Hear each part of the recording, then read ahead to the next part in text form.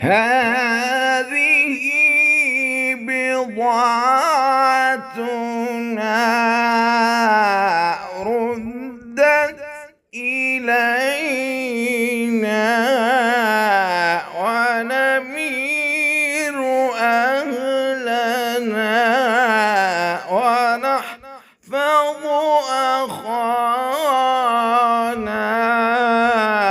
ونزل